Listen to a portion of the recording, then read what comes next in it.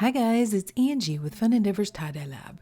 Today let's make a burst shirt and let's use one of Dharma's new ice dye colors called Warrior Princess.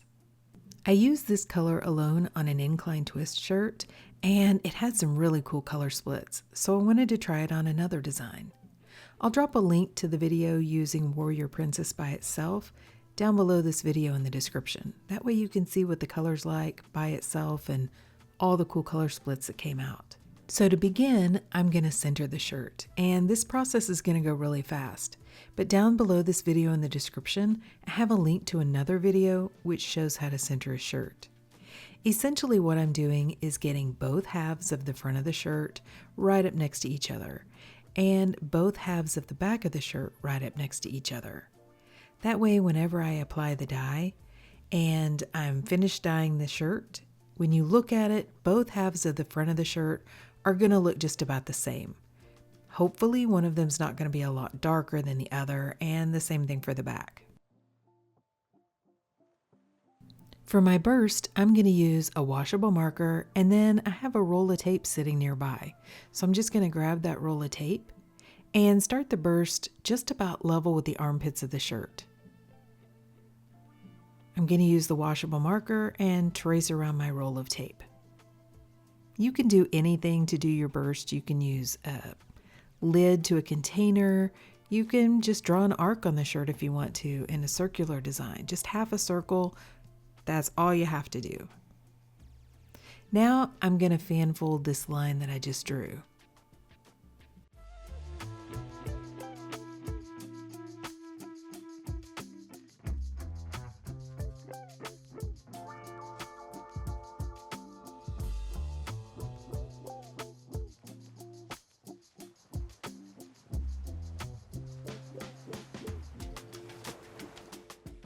Once I have this line fan folded, I'm going to tie it with some sinew.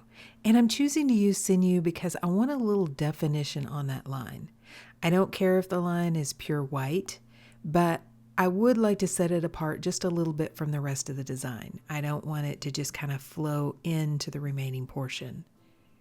I don't know if you can tell from the video, but I didn't pull my sinew line super duper tight. So I'm not going to get a white line. If I would have pulled it really tight, I would have sealed that fabric down with the sinew because sinew has a wax coating, and if I would have pulled it super tight, it wouldn't have allowed any of the dye down underneath that line. After tying the initial line with sinew, I decided to go ahead and cut the sinew off and tie the rest of the shirt with some kite string. I did go ahead and extend the fan folds out though before I went ahead and tied the shirt with kite string.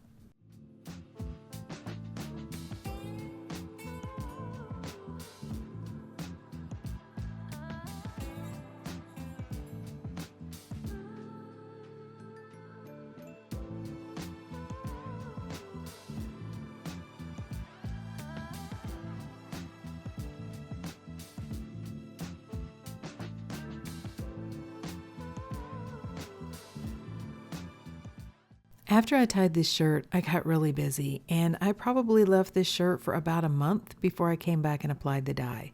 So needless to say, it was completely dry. But it doesn't need to be. This is not a super thick fold, so you can go ahead and apply the dye to this shirt while it's still damp. And like I mentioned, I've built my color palette around the color Warrior Princess from Dharma Trading Co. I've included a photo of the shirt where I used only Warrior Princess, so you can see why I chose the color palette I did. I know looking at the colors, they may seem kind of like an odd combination. Okay, so for my setup, I'm using a piece of vinyl guttering, which I have laying flat on my table. I'm going to place the shirt inside of the piece of guttering. I'm going to tie a piece of kite string to the end of the shirt. Then I'm going to take the other end of the piece of kite string and attach it to the end of the vinyl guttering, so that the shirt won't slide out of the guttering. Then, because the shirt is completely dry, I'm going to lightly spray it with some soda ash solution, which I placed inside of a spray bottle. Then before I begin applying the dye, I'm going to use a washable marker and make myself some lines on the shirt so that I know where I want to apply the dye. I'm going to begin by adding Warrior Princess to the burst area of the shirt.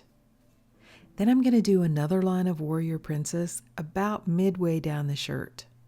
And I'm going to apply quite a bit of dye. I'd really like to not have to turn the shirt over and apply dye to the back side.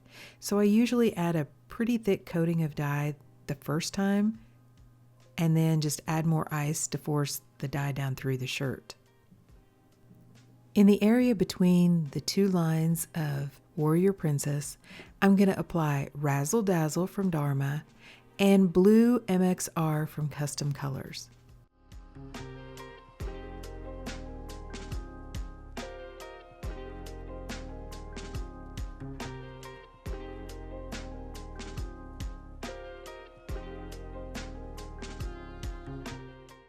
I'm going to add another small line of the Blue MXR from Custom Colors right on the outside of that middle line of Warrior Princess.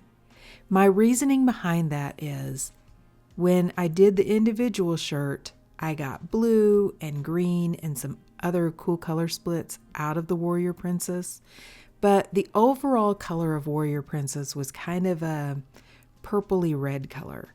So I want to make sure I don't end up with a lot of brown in the shirt by putting the green right up next to that color. So I'm going to put a small line of blue because that color can run into the blue and mix well. And then outside of that blue color, I'm going to use Chartreuse from Pro Chemical and Dye, followed by Avocado from Dharma. Then over the top of the dye, I'm going to add a little bit of dry soda ash. And I'm going to start by adding a pretty large chunk of ice to the top. And this ice I make in what's considered to be a pencil box. I purchased these from the Dollar Tree dollar store, add some water to them, and make them into larger ice chunks. They fit perfectly in these pieces of vinyl guttering. Then for the rest of the shirt, I'm going to use a larger piece of ice, which I made in another plastic container, and a few ice cubes. Then I'm going to incline the shirt, and to do that, I'm going to take a plastic tote, put one end of the vinyl guttering down in the bottom of the tote, and leave the other end hanging off the edge. That's going to place the shirt at an incline. Then I'm going to put the shirt aside, and I'm going to allow the ice to melt. I am going to make sure I have all the sections, though, filled with ice. So I'm going to add just a little bit of bagged ice at the very top of the guttering. So after the first layer of ice melted, I came back and I did have some undissolved dye left sitting on top. So I went ahead and I added another really long chunk of ice to the shirt. I didn't need to add a whole lot of ice because the very top of the shirt is pretty thin and the very bottom is pretty thin. So the dye had gone all the way through those areas. I just needed a little extra help right in the middle. After the second layer of ice melted, I left the shirt alone and I allowed it to process for about 48 hours before I began rinsing it. So to rinse the shirt, I took it to my utility sink and I began rinsing it in cold water to rinse out the soda ash. And as you can tell when I turn the shirt over, I have what looks to be really good color saturation. After rinsing well in cold water, I went ahead and warmed the water up to hot. I untied the shirt and I continued rinsing in hot water to rinse out the excess dye that didn't bond with the fabric. Instead of going ahead and rinsing for a long time, I decided to soak the shirt. And to do that, I placed the shirt into my utility sink along with some Blue Dawn dish soap and ran some really hot water in the sink. I had just rinsed out another shirt as well, so I placed both of the shirts into the sink together.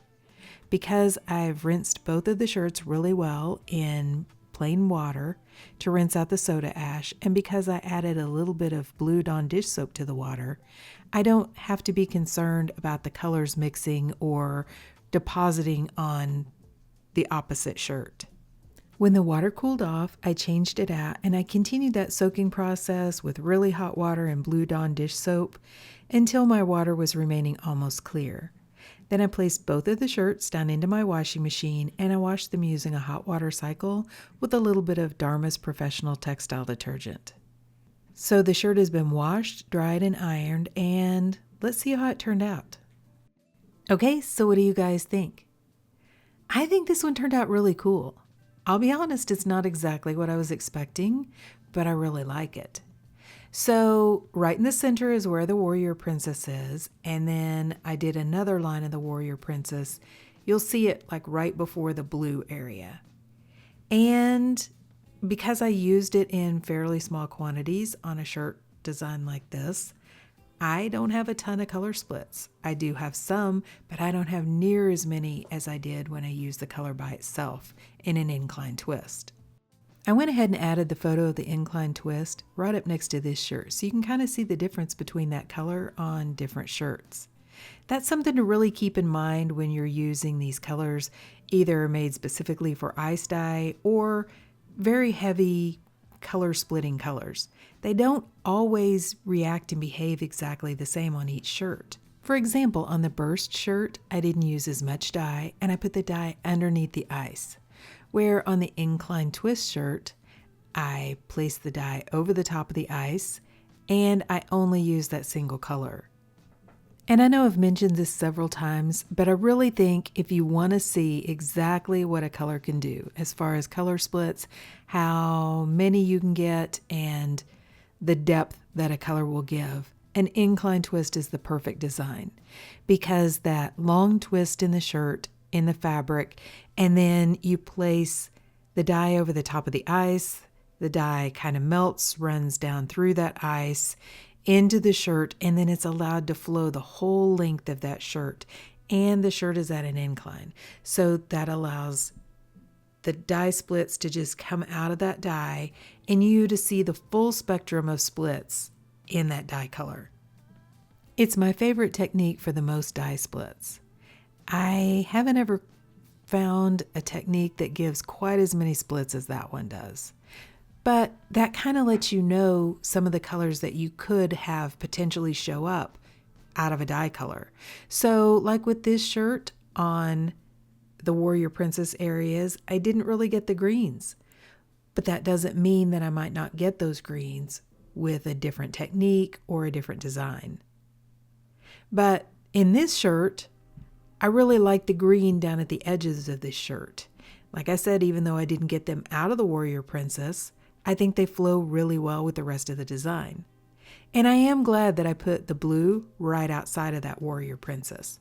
That kind of buffered that green from the more reddish pink color so that I don't have a lot of brown on the shirt. I do have a few darker areas on the shirt, but for the most part, those just kind of flow with the design. I don't have large chunks of brown dye. And remember when I was centering the shirt, how I said both halves of the front of the shirt are going to look more alike, and hopefully one side's not going to be darker than the other one. Well, when you look at the shirt and you look at the front of the shirt, you can't tell which side I applied the dye to. I mean, it pretty much looks the same. The same thing for the back of the shirt, and that's the goal. If I just folded it over, sometimes because I have several layers of fabric in between both of the halves of the front of the shirt, you can have differences in intensity of color, and I didn't want that. So I'm very pleased with that as well. So overall, I really like this shirt. I think it turned out really pretty. Like I said, it isn't exactly what I was expecting, but I think it's a really pretty shirt.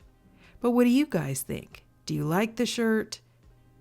Do you like this color? Have you used Warrior Princess? It's pretty new, so if you have, let me know what you used it on and what you think about it. And if you've enjoyed the video, I sure would appreciate it if you would like it and if you'd subscribe to my YouTube channel. If you'll hit the bell, you'll receive a notification whenever I upload a new video. Thank you all for watching, and I hope you have a great day.